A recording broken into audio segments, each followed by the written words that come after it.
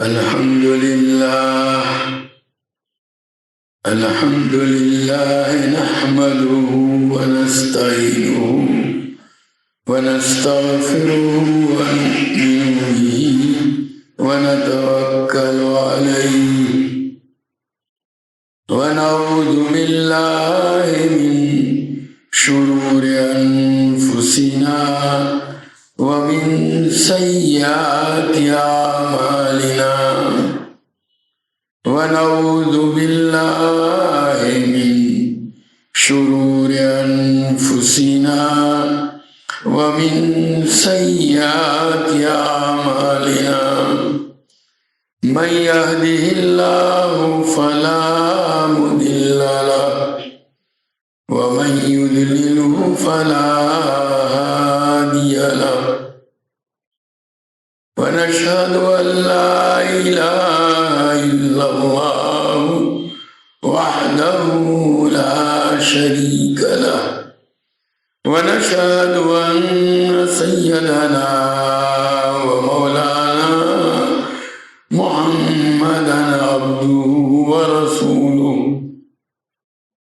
أرسله إلى كافة الناس بشيرا وداعيا إلى الله بإذنه وسراجا منيرا صلى الله تعالى عليه وعلى آله وأصحابه وبارك وسلم تسليما كثيرا كثيرا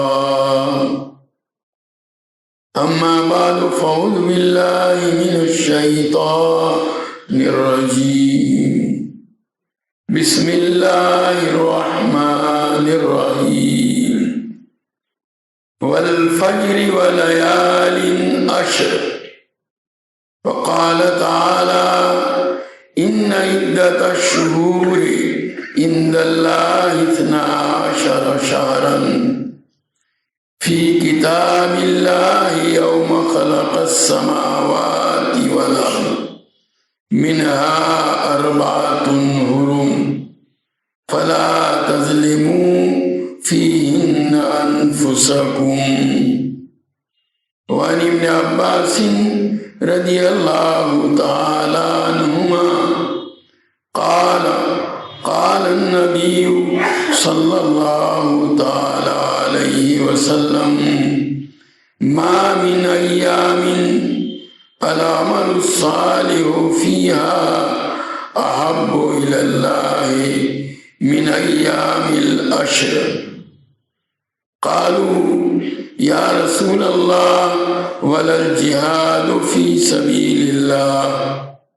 قال ولا الجهاد في سبيل الله إلا رجل خرج بنفسه وماله ثم لم يرجع من ذلك بشيء أو كما قال عليه الصلاة والسلام.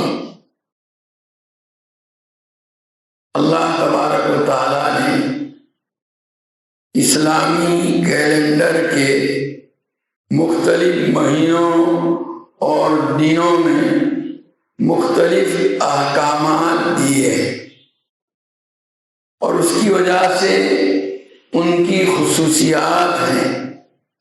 ان خصوصیات کی وجہ سے وہ دن وہ مہینے دوسرے مہینوں اور دنوں کے مقابلے میں ممتاز سمجھے جاتے ہیں. جیسے رمضان کا مہینہ ہے، اللہ تبارک و تعالیٰ نے روزے فرض کیے ہیں سال میں 1 مہینے کے، اور وہ رمضان کے مہینے میں ادا کیے جاتے ہیں. اور اسی رمضان کے مہینے میں آخری عشرے میں نبی کریم صلی اللہ تعالیٰ علیہ وسلم نے اعتکاف فرمایا، اور آپ کا پوری حیات طیبہ میں آخری عشرے کا اعتکاف کا معمول رہا. اسی لیے فقہا فرماتے ہیں کہ رمضان کے آخری عشرے کا اعتکاف سنت موقدہ ہے. اسی رمضان کے مہینے کے اندر ایک رات ہے جس کو اللہ تبارک و تعالیٰ نے 1000 مہینوں سے بہتر قرار دیا، جس کی فضیلت میں قرآن پاک میں مستقل ایک سورہ قدر نازل ہوئی۔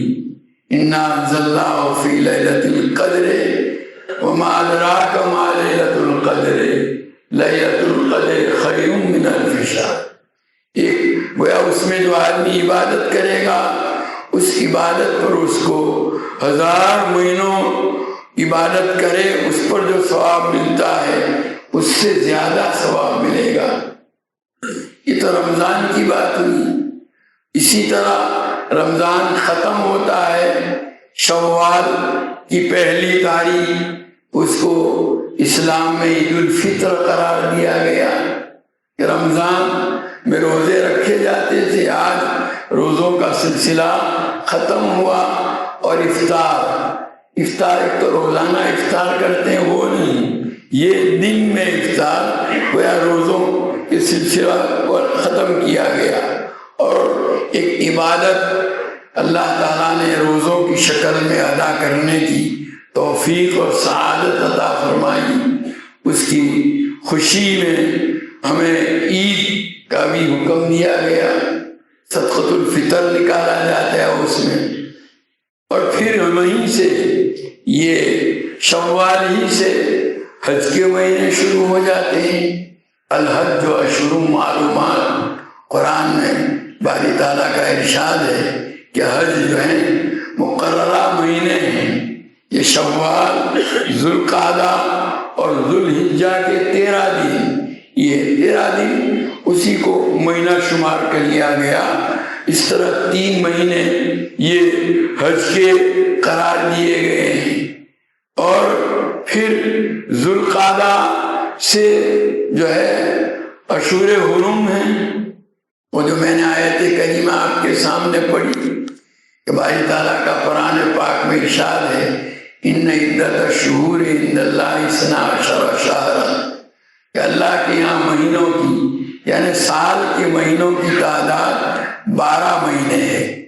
زمانہ جاہلیت میں عرب اپنی مخصوص اغراض کے پیش نظر ان مہینوں میں آگے پیچھے بھی کر دیتے تھے، اور کبھی مہینے کا اضافہ بھی کر دیا کرتے تھے۔ جیسے ہمارے یہاں غیر مسلم ان کا جو بکرمی کیلنڈر ہے اس میں ہر 3 سال کے بعد ایک مہینہ جس کو ادھک ماس کہتے ہیں بڑھا دیتے ہیں، وہ لوگ بھی وہ قمری سال کو شمسی سال کے ساتھ جوڑنے کے لیے ایک مہینے کا اضافہ کرتے تھے۔ قرآن میں آ کر کے بتلا دیا گیا نہیں، سال 12 مہینے کا ایک اس میں اضافہ نہیں ہو سکتا۔ فی کتاب اللہ تعالیٰ نے سال کے 12 مہینے کا فیصلہ ازل سے فرما لیا، لوح محفوظ میں یہ چیز طے کر دی گئی، اس میں ذرہ برابر بھی کوئی تبدیلی نہیں ہو سکتی۔ یہ اللہ کا فیصلہ ہے۔ یوم خلق السماوات والارض، جس دن سے اللہ تعالیٰ نے آسمانوں اور زمینوں کو پیدا کیا، یعنی سال کے 12 مہینے کا فیصلہ تو اللہ تعالیٰ نے آسمانوں اور زمین کی پیدائش سے پہلے کر لیا تھا ازل میں۔ البتہ اس پر عمل جو ہے ظاہر ہے، یہ جب دن سورج اور چاند پیدا کیے جائیں گے، دن اور رات کا سلسلہ جاری ہوگا، تب حساب پر عمل ہوگا۔ گویا آسمان و زمین کی پیدائش کے دن سے اسی 12 مہینوں کا حساب چل رہا ہے۔ وَمِنْهَا أَرْبَعَةٌ حُرُمٌ، ان میں سے 4 مہینے حرمت والے ہیں۔ پہلے اسلام سے پہلے یہ تھا کہ ان 4 مہینوں کے اندر آپس میں قتل و قتال اور جنگ نہیں کی جا سکتی، یہ اس معنی کر کے اس کو حرمت والا کہا، اور ایک دوسرے پہلو سے بھی اس کو یعنی قابل احترام ہے یہ 4 مہینے، ان میں اللہ تعالیٰ کی اطاعت اور فرما برداری کا اہتمام کیا جانا چاہیے، اللہ کی نافرمانی اور گناہوں سے بچنے کی خصوصی سعی اور کوشش ہونی چاہیے۔ علامہ ابو بکر جساس رازی رحمۃ اللہ علیہ نے احکام القرآن کے اندر لکھا ہے کہ جو آدمی ان 4 مہینوں میں یعنی یہ اشہر حرم کے اندر اللہ تعالیٰ کی اطاعت اور فرما برداری کا اہتمام کرے گا، اللہ تعالیٰ سال بھر اس کو اپنی فرما برداری کی توفیق عطا فرمائیں گے۔ جو ان 4 مہینوں میں اپنے آپ کو اللہ تبارک و تعالیٰ کی نافرمانی اور گناہوں سے بچانے کا اہتمام کرے گا، اللہ تعالیٰ سال بھر اس کو نافرمانی اور گناہوں سے بچنے کی توفیق عطا فرمائیں گے۔ اسی لیے فَلَا تَظْلِمُوا فِيهِنَّ أَنفُسَكُمْ، ان مہینوں میں وہ اللہ کی نافرمانی کر کے اپنی جانوں پر ظلم مت کرو۔ تو بہرحال یہ جو 4 حرمت والے مہینے کون سے ہیں؟ ذوالقعدہ سے شروع ہوتے ہیں، ذوالقعدہ، ذوالحجہ۔ دیکھو حج کے مہینے تو شوال، ذوالقعدہ اور ذوالحجہ، اور حرمت والے مہینے جو ہیں اشہر حرم وہ ذوالقعدہ، ذوالحجہ اور محرم اور رجب۔ نبی کریم صلی اللہ تعالیٰ علیہ وسلم نے حجۃ الوداع کے موقع پر جب خطبہ دیا تھا تو آپ نے ارشاد فرمایا تھا السنۃ 12 شہر، سال 12 مہینے کا ہے، اور پھر منہا اربعۃ حرم ثلاث متوالیات ذوالقعدۃ وذوالحجۃ والمحرم ورجب ومضر الذی بین جمادی وشعبان۔ اس خطبے میں آپ نے فرمایا کہ یہ حرمت والے جو 4 مہینے ہیں ان میں سے 3 تو لگاتار ہیں، یہ ذوالقعدہ، ذوالحجہ سال کے آخری 2 مہینے، اور پھر محرم سال کا پہلا مہینہ، یہ تینوں ساتھ آتے ہیں، اور رجب کا مہینہ جو جمادی الاخری اور شعبان کے بیچ میں ہے، یہ 4 حرمت والے مہینے قرار دیے گئے ہیں۔ یہ ذوالحجہ اب آنے والا ہے۔ اب اس دیکھو ذوالحجہ اشہر حرم میں بھی ہے، اشہر حج میں بھی ہے، اور اسی مہینے کے اندر حج کے اعمال بھی انجام دیے جاتے ہیں، حج بھی اسی مہینے میں ادا ہوتا ہے۔ ایک تو ہے ایام حج کے دن، وہ بھی 5 ہیں، 9، 10، 11، 12 اور 13۔ تو گویا اشہر حج تو یہ 3 مہینے ہوئے، ایام حج وہ 5 دن ہیں، اور قربانی کے دن بھی اسی مہینے کے اندر آتے ہیں، ایام نحر 10، 11 اور یعنی ذوالحجہ کی 10، 11 اور 12۔ پہلا یوم جس کو ہم بقرعید کہتے ہیں اس کو عید الاضحیٰ، اس کو اکیلا یوم النحر کہا جاتا ہے خاص، اور اسی کو یوم الحج الاکبر بھی کہا گیا ہے قرآن کے اندر۔ اور پھر ایام تشریق بھی اسی مہینے میں آتے ہیں، 11، 12 اور 13۔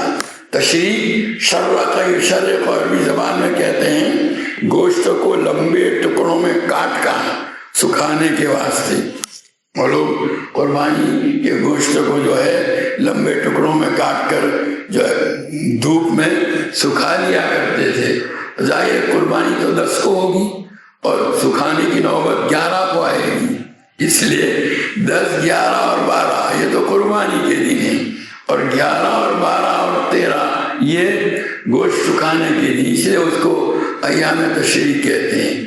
ان کے لیے بھی کچھ مخصوص احکام ہیں۔ ایام تشریق کے اندر جو تکبیرات تشریق پڑھی جاتی ہے، ویسے تو اس کی شروعات جو ہے 9ویں سے ہو جاتی ہے۔ یہ 9ویں کا دن جو ہے اس کا ایک مخصوص نام ہے یوم عرفہ۔ 10ویں محرم کا مخصوص نام ہے یوم عاشورہ۔ یوم عاشورہ کا روزہ پہلے یعنی اسلام میں شروع میں فرض تھا، بعد میں جب رمضان کے روزے فرض ہوئے تو اس کی فرضیت ختم ہو کر کے اب خالی اس کی سنیت باقی رہی ہے۔ اور یہ 9ویں ذی الحجہ یا یوم عرفہ کا روزہ اس کی بھی فضیلت ہے۔ مسلم شریف کی روایت ہے، نبی کریم صلی اللہ علیہ وسلم نے ارشاد فرمایا کہ اس ایک روزے سے رکھنے سے آدمی کو کہ اگلے سال کے گناہوں کے بھی معاف ہوتے ہیں اور پچھلے سال کے گناہ بھی معاف ہوتے ہیں۔ 2 سال کے گویا صغیرہ گناہوں کی معافی اس روزے کی وجہ سے ہو جاتی ہے۔ اور یہ ذوالحجہ کی جو پہلے 10 دن ہیں ان کی بھی ایک خاص فضیلت ہے۔ نبی کریم صلی اللہ تعالیٰ علیہ وسلم نے اس کے متعلق بڑی تاکید فرمائی، بڑا اہتمام فرمایا۔ حضرت عبداللہ بن عباس رضی اللہ تعالیٰ عنہ کی روایت بخاری شریف کے اندر ہے، حضور صلی اللہ علیہ وسلم فرمایا ما من ایام العمل الصالح فیہن احب الی اللہ من ایام العشر، سال کے کسی بھی دنوں میں نیک عمل، کوئی بھی نیک عمل، روزہ رکھو تو، نماز پڑھو تو، قرآن کی تلاوت کرو تو، تسبیحات پڑھو تو، کوئی بھی نیک، کسی نیک عمل کی تخصیص اور تعین نہیں کی گئی کہ فلانا نیک عمل، جو نیک عمل آپ کر سکتے ہوں وہ اللہ کے نزدیک اتنا زیادہ محبوب ہے جو کسی اور دن میں اتنا محبوب نہیں۔ وہ کون سے دن ہیں؟ یہ ذوالحجہ کے پہلے 10 دن۔ صحابہ نے پوچھا یا رسول اللہ ولا جہاد فی سبیل اللہ، کہ اللہ کے راستے میں جہاد کرنا کیا یہ بھی اتنا پسندیدہ؟ اور دنوں میں، ان 10 دنوں کے علاوہ اور دنوں میں اللہ کے راستے میں کوئی آدمی جہاد کرے تو اس کو بھی اتنا، اس کا وہ عمل بھی اللہ کو اتنا پسندیدہ نہیں جتنا ان دنوں میں کیا جانے والا کوئی بھی نیک عمل۔ حالانکہ جہاد کی تو بڑی فضیلت ہے، لیکن وہ اور دنوں میں کیے جانے والے جہاد کو بھی وہ مقام نہیں دیا گیا جو ان دنوں میں کیے جانے والے کسی بھی نیک عمل کو دیا گیا ہے۔ تو حضور نے فرمایا نہیں، ولا جہاد فی سبیل اللہ الا رجل خرج بنفسه وماله ثم لم يرجع من ذلك بشيء، البتہ کوئی آدمی اللہ کے راستے میں اپنی جان اور مال لے کر نکلا اور دونوں کو قربان کر دیا، کچھ لے کر واپس خود بھی شہید ہو گیا اور مال کو بھی قربان کر دیا اس نے، اس کا وہ عمل تو ان دنوں میں کیے جانے والے نیک عمل سے بڑھ کر ہے، ورنہ اور کوئی عمل اللہ کی نگاہوں میں اتنا محبوب نہیں جتنا ان دنوں میں کیے جانے والا کوئی بھی نیک عمل۔ اسی لیے علماء نے لکھا ہے کہ یہ گویا مخصوص دن ہے، ان کو گویا نیکیوں کا موسم کہا جاتا ہے۔ اسلامی کیلنڈر میں نیکیوں کے 2 سیزن ہیں، ایک سیزن تو رمضان کا مہینہ جس میں جو ہے ہر نفل کا ثواب فرض کے برابر اور ایک فرض کا ثواب 70 فرض کے برابر، بہت زیادہ، اور یہ ایک نیکیوں کا سیزن ہے۔ کون سا؟ یہ ذوالحجہ کا پہلا عشرہ، اس کی بھی بڑی تاکید اور نبی کریم صلی اللہ علیہ وسلم نے اس کی طرف متوجہ فرمایا، اور احادیث بھی ہے ترمذی اور ابن ماجہ میں حضرت ابو ہریرہ رضی اللہ تعالیٰ عنہ کی روایت ہے، فرماتے ہیں کہ اللہ تبارک تعالیٰ کو اپنی عبادت سال کے کسی بھی دنوں میں اتنی محبوب نہیں جتنی ان دنوں کے اندر ہے۔ اور پھر آگے فرماتے ہیں حضور صلی اللہ علیہ وسلم کہ ان دنوں میں سے ہر دن کے روزے کا ثواب سال بھر کے روزوں کے برابر، اور ہر رات کی عبادت کا ثواب لیلۃ القدر کی عبادت کے برابر۔ اتنا اس کی اتنی بڑی فضیلت قرار دی گئی ہے کہ آپ ایک روزہ رکھیں گے اس میں تو آپ کو سال بھر کے روزے، تو ویسے روزے جو ہیں 9 دن رکھے جائیں گے، 10واں دن جو عید کا ہے اس میں روزہ نہیں رکھا جائے گا، تو 9 دن روزے رکھیں گے تو گویا آپ کو 9 سال کے روزوں کا ثواب ملے گا۔ اور عبادت تو 10 راتوں میں کی جائے گی، اور ان ہر رات کی عبادت کا ثواب لیلۃ القدر کی عبادت کے برابر۔ جیسا کہ بتایا شروع میں نے کہ لیلۃ القدر کی عبادت کا ثواب 1000 مہینوں کی عبادت سے بڑھ کر کے ہے۔ کتنی بڑی فضیلت ہے۔ اسی طرح اور روایتیں بھی اس سلسلے میں آئی ہیں۔ نبی کریم صلی اللہ علیہ وسلم ان دنوں کے روزوں کا بڑا اہتمام کرتے تھے۔ حضرت حفصہ رضی اللہ تعالیٰ عنہ ام المؤمنین فرماتے ہیں کہ 4 کام کبھی نبی کریم صلی اللہ علیہ وسلم چھوڑتے نہیں تھے۔ ایک تو عاشورہ یعنی 10 محرم کا روزہ، دوسرا یہ ذوالحجہ کے 10 روزے یعنی 9 روزے، اور ہر مہینے کے 3 روزے، اور فجر کی 2 سنتیں کبھی آپ چھوڑتے نہیں تھے۔ حضرت عبداللہ بن عمر رضی اللہ تعالیٰ عنہ کی روایت مسند احمد کے اندر موجود ہے کہ نبی کریم صلی اللہ علیہ وسلم نے فرمایا کہ اللہ تعالیٰ کی نگاہوں میں کوئی عمل اتنا عظیم اور اتنا محبوب نہیں جتنا ان 10 دنوں میں کیا جانے والا عمل اللہ کی نگاہوں میں عظیم اور محبوب ہے۔ فَأَكْثِرُوا فِيهَا التَّهْلِيلَ وَالتَّكْبِيرَ وَالتَّحْمِيدَ۔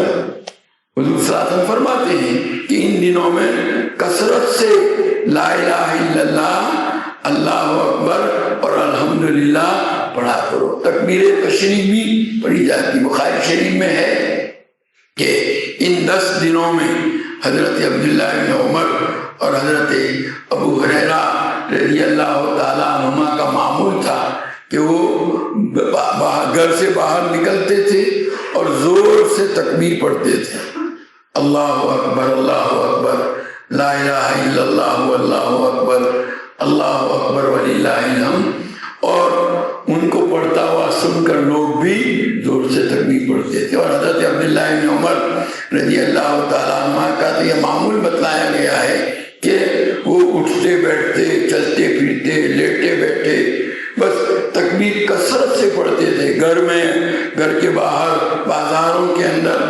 اور ویسے فقہ کی کتابوں میں بھی لکھا ہے کہ یہ قربانی کے عید کے لیے جب جائیں گے آپ تو اس وقت کیا کریں گے؟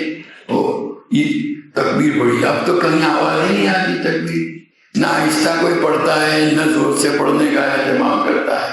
حالانکہ عید الفطر میں آہستہ پڑھنے کی تاکید آئی ہے، اور عید الاضحیٰ میں زور سے اللہ اکبر لا الہ الا اللہ واللہ اکبر اللہ اکبر وللہ الحمد، اس کو زور سے پڑھتے ہوئے جائیں تاکہ اسلام کی شوکت کا ظہور ہو۔ نماز کے لیے تو جاتے ہیں لیکن اس تکبیر کو زور سے پڑھنے کا اہتمام نہیں کیا جاتا، یہ ہونا چاہیے۔ تو بہرحال حضرت عمر رضی اللہ تعالیٰ عنہ کے متعلق بھی بخاری شریف کے اندر ہے کہ وہ مینا کے اندر اپنے خیمے میں قیام کی حالت میں زور سے تکبیر پڑھتے تھے، اور ان کی تکبیر کی آواز جب خیمے سے باہر آتی تھی تو پورے مینا کے اندر لوگ جو ہیں وہ تکبیر پڑھنے لگتے تھے، گونج پیدا ہو جاتی تھی۔ تو بہرحال ان دنوں کے اندر اعمال صالحہ کا، مختلف اعمال، قرآن کی تلاوت کا اہتمام کیا جائے، اور روزوں کا اہتمام کیا جائے، دعاؤں کا اہتمام کیا جائے، ذکر اللہ اور تسبیح کا اہتمام کیا جائے۔ راتوں کو بھی اسی طرح مختلف عبادتوں سے راتوں کو گویا وصول کرنے کی کوشش کی جانی چاہیے۔ یہ بڑے مبارک دن ہیں، اور ان دنوں میں کی جانے والی عبادت اللہ تبارک تعالیٰ کو بڑی پسند ہے۔ دیکھو ہمارے یہاں ہم لوگ عبادات کے معاملے میں بھی رسم و رواج کے پابند ہیں۔ بچپن سے اپنے بڑوں سے جو دیکھتے چلے آ رہے ہیں، بھائی شب برات، تو شب برات کا خوب اہتمام کریں گے۔ اس رات کو مسجد میں پاؤں رکھنے کی جگہ بھی نہیں ہوگی۔ شب برات کی فضیلت کے سلسلے میں جو روایتیں آئی ہیں، وہ علماء لکھتے ہیں کہ وہ 4تھے درجے کی روایت ہے، حسن لغیری جس کو کہا جاتا ہے محدثین کی اصطلاح میں۔ بلکہ ایک طبقہ تو امت میں وہ ہے جو شب برات کی کسی فضیلت کو ماننے کے لیے تیاری نہیں، غیر مقلدین کا۔ وہ تو کہتے ہیں شب برات کوئی چیز نہیں، گرچہ اخلاف کے یہاں سے اس کا اہتمام ہے، ہمارے اکابر بھی کہتے ہیں ہاں، البتہ اس کی فضیلت کے سلسلے میں جو حدیثیں آئی ہیں وہ اتنی صحیح نہیں ہے۔ یہ بات، اور یہ تو شب برات کی بات ہوئی۔ بعض اعمال تو وہ لوگ جس کا کوئی وجود ہی نہیں، جیسے شب معراج، اور شب معراج کے روزے کو کوئی 27ویں رجب کے روزے کو ہزاری روزہ لوگ کہتے ہیں کہ اس کے اندر روزہ رکھو گے تو کوئی 1000، حالانکہ کہیں کسی حدیث میں اس کا وجود ہی نہیں۔ بلکہ یہ شب معراج کب ہوئی؟ معراج تو ہوئی لیکن کون سے اسلامی مہینے میں ہوئی؟ اور اسلامی مہینے کی کون سی تاریخ میں ہوئی، آپ سیرت کی کتاب اٹھا کر کے پڑھ لیجیے، اس سلسلے میں کتنی مختلف روایتیں، کوئی روایت اس سلسلے میں صحیح درجے کی ہے ہی، اور روزے کا تو کوئی وجود ہی نہیں، کوئی فضیلت ہی نہیں ہے، تو بھی بہت سے لوگ ان دنوں کے اندر اس کا اہتمام کرتے، اور یہ 10 دن اس کی فضیلت کی سلسلے میں اتنی روایتیں، صحیح روایتیں بخاری شریف میں، مسلم شریف میں، نسائی میں، ترمذی میں، ماجہ وغیرہ میں، تمام صحاح کے اندر یہ روایتیں موجود ہیں، اور اس کا بڑا اہتمام کیا جاتا تھا، لیکن ہمارے یہاں اس کی طرف توجہ نہیں کی جاتی۔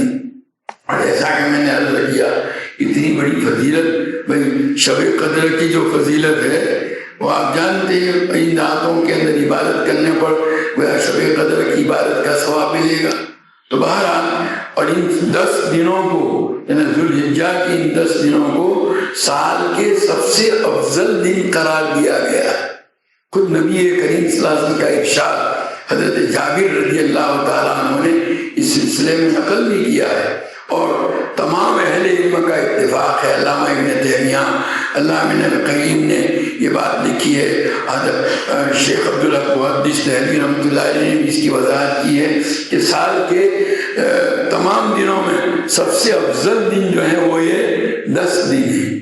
ویسے راتیں البتہ رمضان کی وہ آخری 10 راتیں، علامہ ابن تیمیہ نے یہی لکھا، اور علماء نے اس کو برقرار رکھا ہے کہ اب سب سے افضل راتیں سال بھر کی راتوں میں یہ رمضان کی آخری 10 راتیں، اور سب سے افضل دنوں میں یہ ذی الحجہ کے یہ پہلے 10 دن۔ اور اس کی دلیل بھی یہ بتائی کہ دیکھو تمام راتوں کی سردار جو ہے وہ لیلۃ القدر ہے، شب قدر، اور وہ رمضان کی ان 10 راتوں میں آتی ہے، تو وہ اس شب قدر کی وجہ سے ان 10 راتوں کی فضیلت بھی بڑھ گئی، اور وہ تمام راتوں سے افضل قرار دی گئی۔ اور تمام دنوں کا سردار یوم عرفہ ہے، حدیث میں اس کی بڑی فضیلت، تمام دنوں میں سب سے افضل دن کون سا ہے؟ 9 ذی الحجہ، یوم عرفہ، اور وہ یوم عرفہ یہ ذوالحجہ کے پہلے 10 دنوں میں آتا ہے، اس لیے ذوالحجہ کے پہلے یہ 10 دن جو ہیں سال کے تمام دنوں میں سب سے افضل قرار دیے گئے ہیں۔ اس لیے اب یہ مہینہ آئندہ اسی ہفتے میں شروع ہونے والا ہے، خود بھی اس کی طرف توجہ کریں، ان دنوں میں عبادت کا اہتمام، راتوں کے اندر بھی عبادت کا اہتمام، روزوں کا بھی اہتمام، یہ گویا نیکیوں کے سیزن ہیں۔ تو جو لوگ تجارت کرنے والے ہیں، تجارت پیشہ لوگ جانتے ہیں، ہر ایک کی جس کی جو تجارت ہوتی ہے اس تجارت کا ایک سیزن ہوتا ہے۔ بھئی رین کوٹ کا جو ویاپاری ہوتا ہے اس کا سیزن بارش کا موسم ہے یا نہیں، جو گرم کپڑے بیچنے والا ہے اس کی تجارت کا سیزن جو ہے وہ سردی کے دن ہے۔ ہر ایک کی تجارت کا ایک سیزن ہوتا ہے، اور جب وہ سیزن آتا ہے تو تاجر لوگ اکیلا وہ نہیں، پورا گھر، عورتیں، بچے سب کو لگا دیتے ہیں کہ یہ کما لو، سال بھر کی کمائی کا یہی وقت ہے، اور سال بھر کی اندر جو کچھ کمی ومی رہ گئی ہے نا تو وہ انہی دنوں میں کما کر کے وصول کر لی جائے گی۔ بس یہی حال ہے عبادات کا بھی۔ عبادات کے معاملے میں بھی اللہ تعالیٰ نے ہم کو 2 سیزن دیے ہیں، ایک تو رمضان کا مہینہ، اس کا تو الحمدللہ ہمارے یہاں لوگ اہتمام کرتے ہیں، اور ایک جو ہے دوسرا سیزن یہ عشرہ ذی الحجہ، تو اس کا بھی اہتمام ہونا چاہیے تاکہ جو کچھ کمی ومی رہ گئی ہو اس کی تلافی ہو جائے۔ اللہ تعالیٰ مجھ کو بھی اس کی توفیق عطا فرمائے، آپ کو بھی توفیق عطا فرمائے، اور قربانی وغیرہ کے ابھی اس کا موقع بھی ہے۔ ہاں ذوالحجہ کے اندر جو ہے 9 ذی الحجہ عرفہ کے دن کی صبح صادق، یہ فجر کی نماز سے لے کر کے 13ویں کی عصر تک جو ہے ہر فرض نماز کے بعد تکبیر تشریق بھی کہی جاتی ہے، اللہ اکبر اللہ اکبر لا الہ الا اللہ واللہ اکبر اللہ اکبر وللہ الحمد، یہ واجب ہے، جو بھی ہر بالغ مرد کے اوپر، عورت کے اوپر، عورتیں اس کو اپنے گھر میں آہستہ آواز میں ادا کرے گی، مرد زور سے ادا کریں گے، اور یہ کل 23 نمازیں ہو جاتی ہے۔ عرفہ، نمی لجہ کی 5، 10، 11 اور 12، یہ گویا 4 دن کی 5 نمازیں 20 وہ ہو گئی، اور 13ویں کی فجر، ظہر اور عصر، 23 نمازوں میں یہ تکبیر کہی جاتی ہے۔ دوبارہ اس کا بھی اہتمام، اور یہ تکبیر تو ایسے بھی جیسا بھی میں نے بتلایا، یہ پورے عشرے میں چلتے پھرتے اس کو پڑھنے کی، تسبیح پر پڑھنے کی عادت ڈال دو۔ جب حضور صلی اللہ علیہ وسلم حکم دیتے ہیں فاکثروا فیہ، جو ہے فاکثروا فیہ التہلیل والتکبیر والتحمید، وہ سب اس میں آ جاتا ہے۔ دوبارہ اس کا اہتمام ہونا چاہیے۔ اللہ تعالیٰ مجھے اور آپ کو سب کو اسی توفیق اور سعادت عطا